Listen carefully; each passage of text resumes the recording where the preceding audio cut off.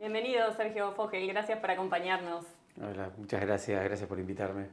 Bueno, los días del dinero fácil para la fintech a nivel internacional claramente parecen haber terminado.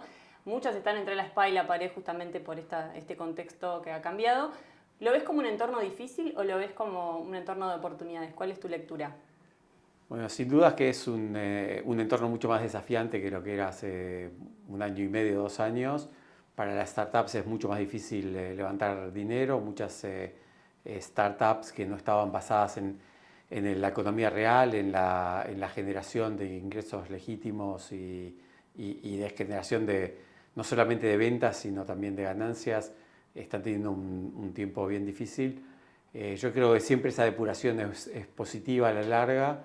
Y bueno, para gente como, no sé, como el caso de dLocal, obviamente, o de otros emprendimientos que sí están basados en la economía real, que generan valor, que generan productos que los clientes están dispuestos a pagar por ellos, obviamente que es mucho más, un entorno mucho más fácil de trabajar porque no tenés todo ese ruido de fondo que a veces vuelve más difícil levantar la voz por encima del barullo, digamos. Así que, de nuevo, para empresas con los pies en la tierra, creo que son periodos más interesantes y más positivos. Es que había demasiadas fintech, pasó como si fuera el fenómeno de las canchas de pádel, había demasiadas y es como esa depuración que decís. ¿Y cuál es el modelo de negocio lo que hay que prestar atención en el modelo de negocio como para asegurarse, digamos, tener como mayor probabilidad de éxito? Bueno, obviamente depende mucho en qué estadio estés de la empresa. Si estás hablando de un startup, se dio una cosa un poco particular. O sea, hoy básicamente desapareció el dinero de inversión de lo que le llamamos las series, te diría que B, C y D, o sea, las empresas que están en fases más bien avanzadas, sobre todo empresas que no estén generando ingresos o que no tengan un camino muy claro hacia la rentabilidad. Para empresas de fase más temprana es mucho más fácil, o sea, no se ha vuelto tanto más difícil, digamos, pero los inversores están claramente buscando empresas que vayan a generar ingresos en un plazo corto. Algunos modelos han demostrado que son muy complejos. El caso, por ejemplo, de lo que le llaman en Estados Unidos el Buy Now, Pay Later, ha demostrado que no, bueno, ha perdido interés de los inversores. Mercados como el de seguros también ha perdido bastante interés. De nuevo, los inversores están buscando modelos que demuestren que pueden tener un camino hacia la rentabilidad, que en el momento que ellos lo decidan pueden, digamos, bajar el volumen de los gastos en publicidad y volverse rentables. Ese es lo que busca el inversor. No necesariamente algo que sea rentable, porque si sos rentable no necesitas inversión, sino algo que necesite dinero para crecer, pero que en el momento que decidan se puedan volver rentables. Hay un informe en una reciente investigación de Forbes a 200 startups que mostraba que hay 25 que las calificamos como zombies, porque justamente están como en ese momento entre que se pueden vender o desaparecer. Desde dLocal siempre han apostado a crecer orgánicamente, o sea, crecer en base a crecimiento propio, pero ¿crees que es un buen momento también, que les plantea oportunidades como fusiones y adquisiciones de algún tipo? Mira, en realidad nosotros hicimos una sola adquisición, que fue un poco antes de la IPO, una empresa brasileña que se llama Primeiro Pay. Durante el último año y medio estuvimos activamente buscando empresas para adquirir que se complementen bien con lo que nosotros hacemos y que tengan un precio razonable. La realidad es que no hemos comprado porque no hemos encontrado cosas que se ajusten a lo que nosotros buscábamos. O sea, buscamos cosas que se complementen con nosotros en términos de pisada geográfica, o de clientes o de productos complementarios. La realidad es que encontramos muy pocas que más o menos se ajustaban a eso, y esas pocas, por diferentes razones, no pudimos adquirirlas. Pero no tenemos nada, digamos, nada en contra de crecer mediante adquisiciones, simplemente que no encontramos el target adecuado. Tenemos la esperanza de que ahora que las valuaciones bajaron, poder encontrar algo que sí se ajuste, pero no demasiadas, porque realmente no hemos encontrado mucho que nos parezca atractivo.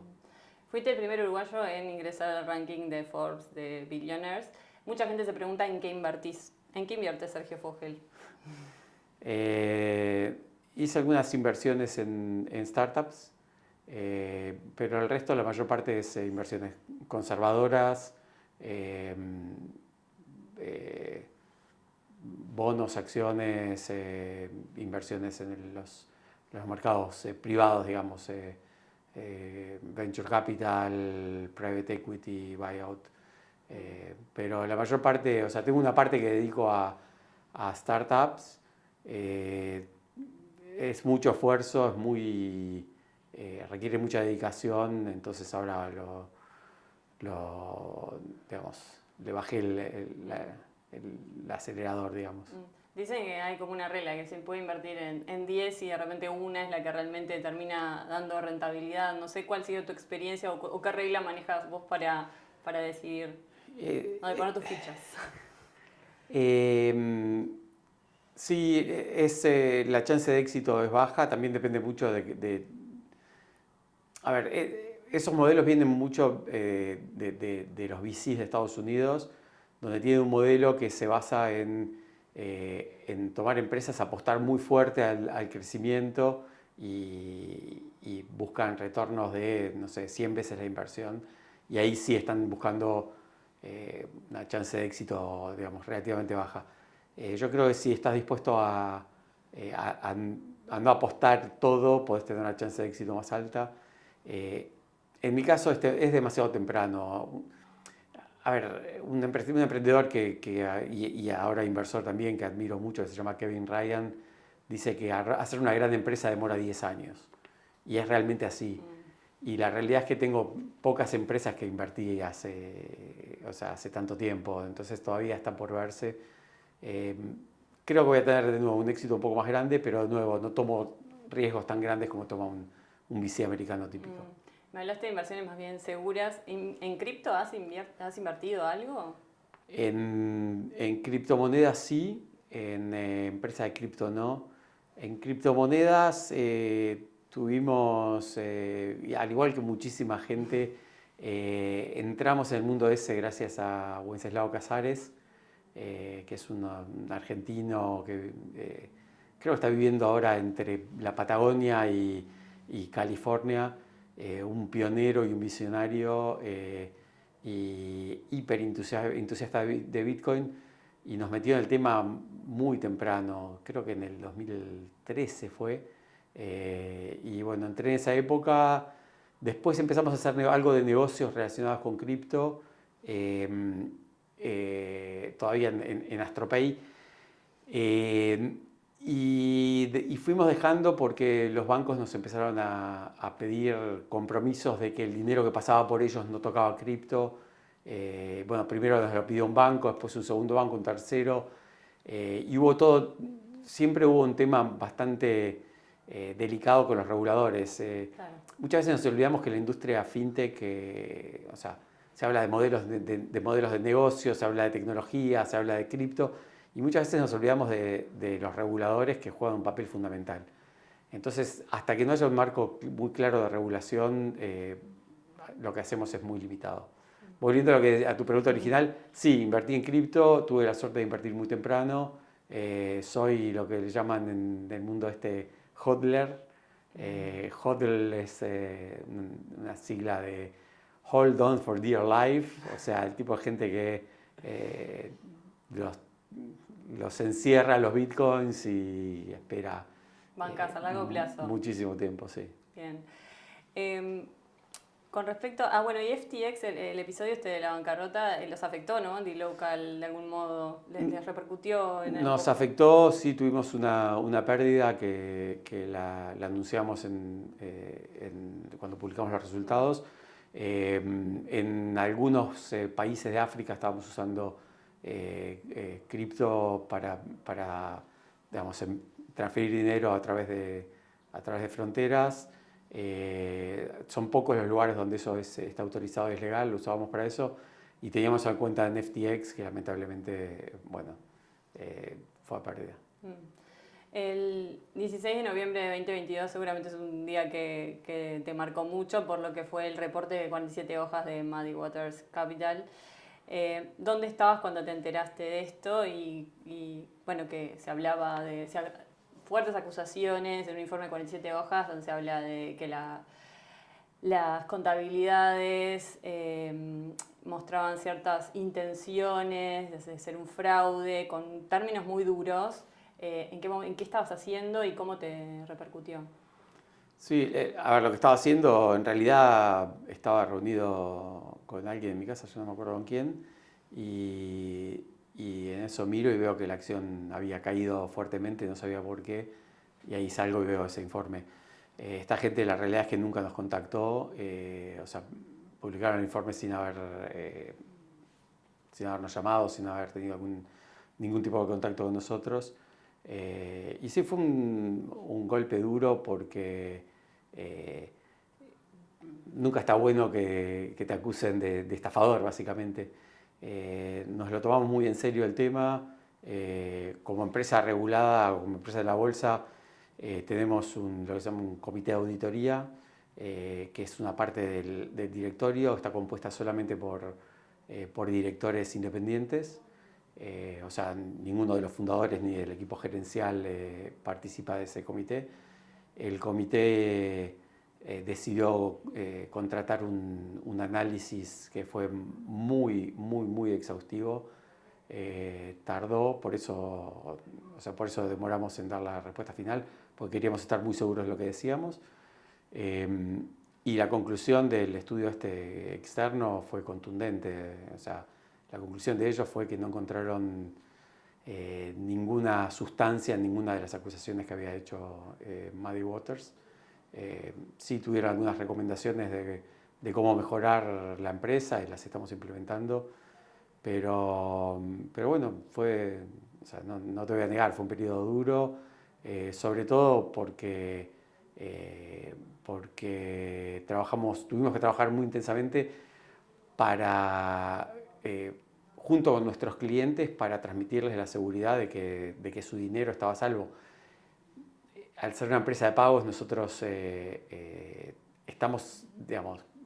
tenemos mucho dinero que pertenece a nuestros clientes y esta gente sin ningún tipo de fundamento sostenía que ese dinero no estaba, lo cual obviamente generó preocupación entre los clientes. Y bueno, tomamos una serie de medidas para transmitirles tranquilidad y puedo decir con mucho orgullo de que no perdimos ningún cliente en el camino, que la verdad que fue un logro muy importante del equipo, sobre todo del equipo de gerencia y del equipo comercial. Eso en su momento, como bien decías, se tomaron su tiempo para responder y el comunicado que sacaron ese mismo día era como bastante escueto, se refería a esto de la falta de fundamentos. ¿Hay algún aprendizaje que vos, por ejemplo, puedas transmitirle a otras empresas sobre la contabilidad, otras fintech, sobre esto del volumen total de pagos, la conciliación con las cuentas a cobrar, que era un poco lo que señalaba el informe? ¿Alguna cosa que haya que tener especial cuidado para un emprendedor que esté creando otra empresa del tipo? Todo este tema de los short sellers, primero hay que entender lo que es un short seller. O sea, un short seller es una empresa que apuesta a la baja en la bolsa de valores. La mayor parte de la gente no lo sabe, pero vos, así como podés tomar una posición positiva en una empresa, podés tomar una posición negativa. Entonces esta gente toma una posición negativa, o sea, tiene, por decir algo, menos 1000 acciones. Claro, apuesta en contra. Digamos. Apuesta en contra, tira basura, apostando a que la evaluación de la empresa baje. Cuando la evaluación de la empresa baja, cierra su posición y gana en la baja de la empresa. Es un modelo que está bastante cuestionado éticamente, pero además está siendo investigado. Esta empresa en particular está siendo investigada por manipulación de los mercados, que en la realidad es lo que están haciendo. Entonces, o sea, hay que entender que ellos tiran basura de una manera muy intencionada. Ellos están buscando generar miedo y generar baja en el precio de las acciones. Es algo que es muy particular de las empresas en la bolsa, de las empresas públicas. El tema de ser una empresa pública, en cierto modo, es el sueño de todo emprendedor, es como está considerado como llegar a la cima. No es para todos. O sea, no necesariamente ese tiene que ser la meta a la que apunta una empresa. Vos podés hacer una empresa, volverla rentable y vivir de las ganancias de la empresa. En realidad, si te pones a pensar, cuando una empresa se vuelve pública, en realidad no es que te haces rico, es que te haces líquido. La empresa ya valía dinero y vos lo que estás haciendo, en cierto modo, tenés la posibilidad de, voy a entrar en términos un poco técnicos desde el punto de vista de economía, el valor de una empresa es el flujo de fondos futuro descontado. O sea, todas las ganancias que va a hacer de acá hasta el infinito esa empresa, descontadas al día de hoy en base a una tasa de descuento que depende del riesgo que tenga la empresa. Eso te permite, el flujo de fondos que va a generar la empresa, adelantarlo de cierta manera. No tenés por qué hacerlo. Si vos tenés una empresa rentable, podés vivir de las ganancias que genera esa empresa y es algo totalmente legítimo, totalmente válido.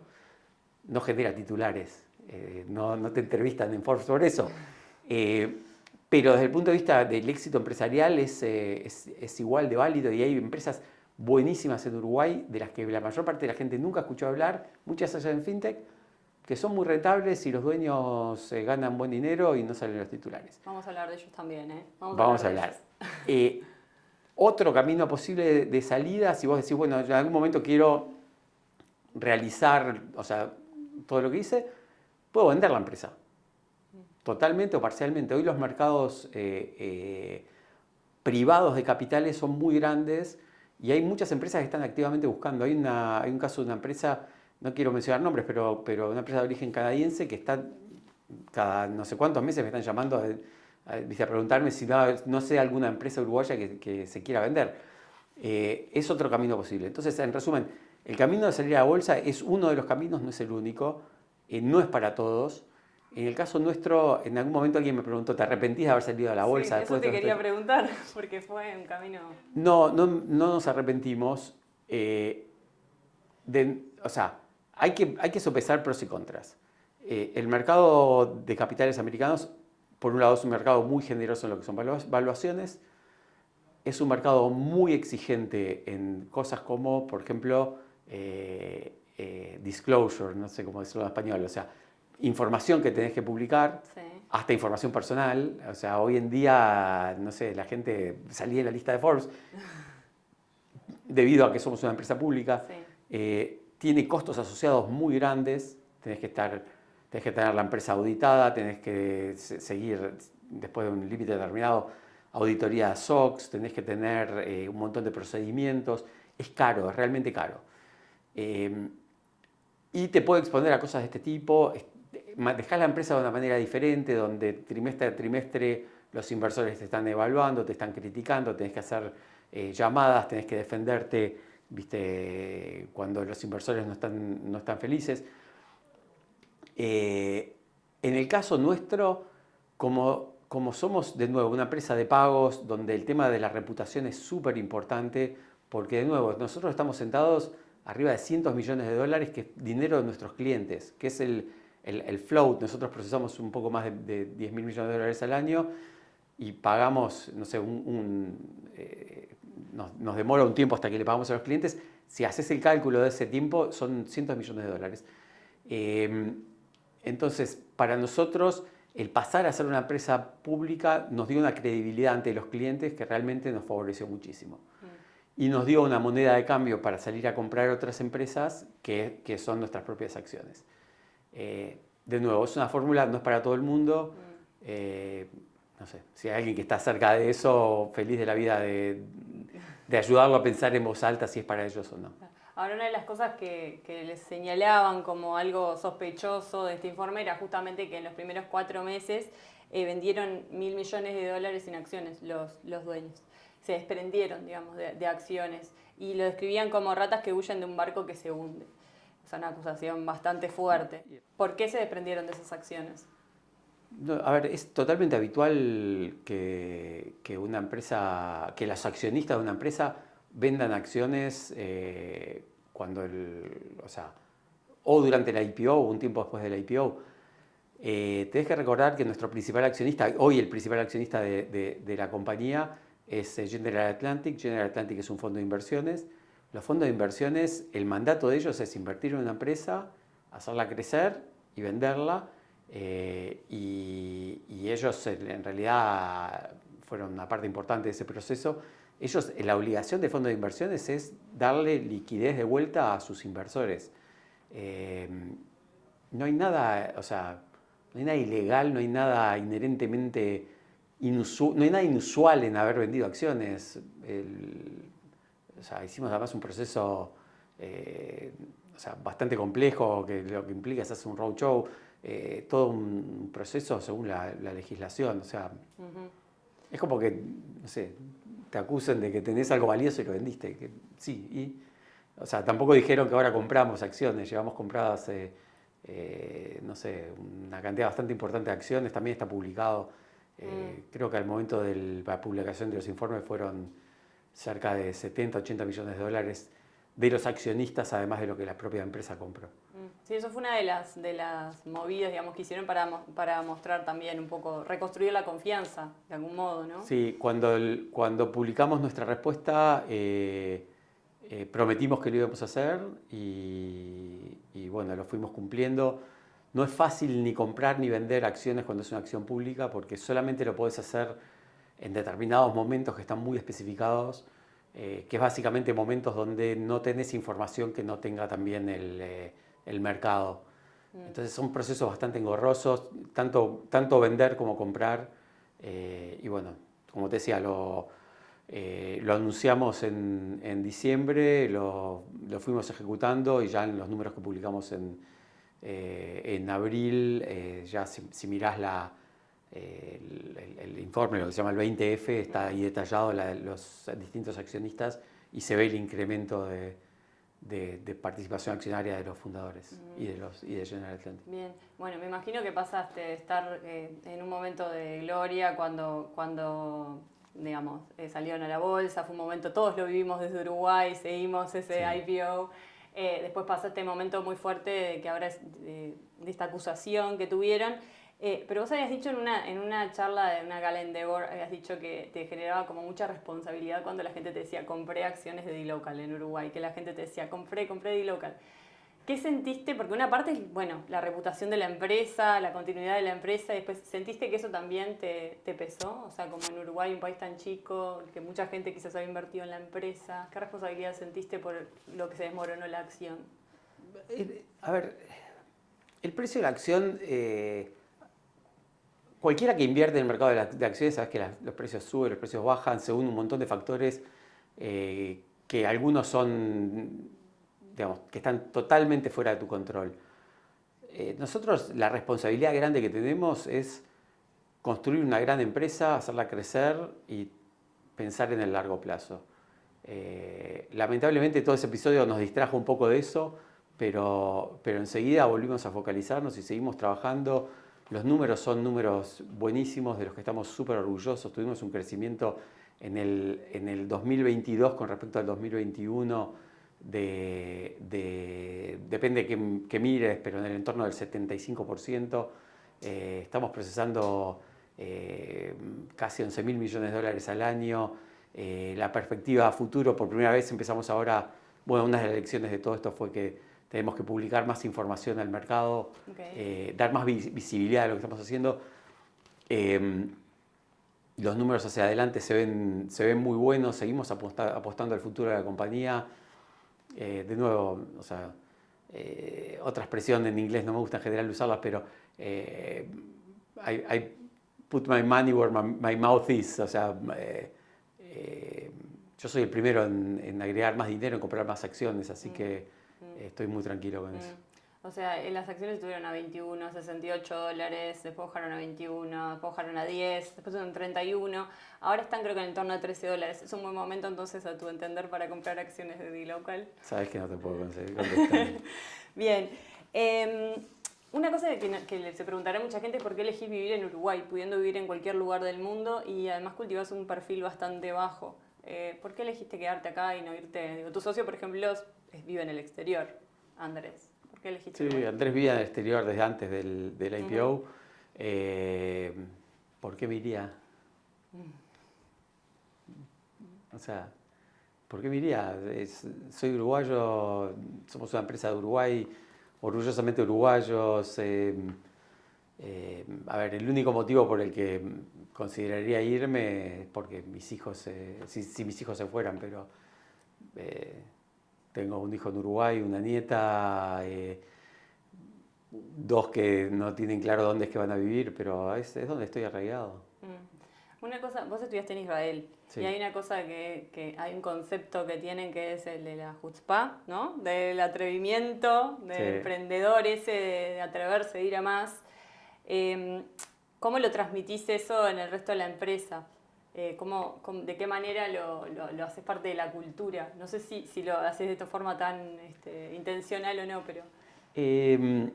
La empresa tiene mucho de eso y obviamente que no es solamente mío, lo mío es una parte muy chica. La empresa, ya hace muchos años que el que la dirige es Sebastián, últimamente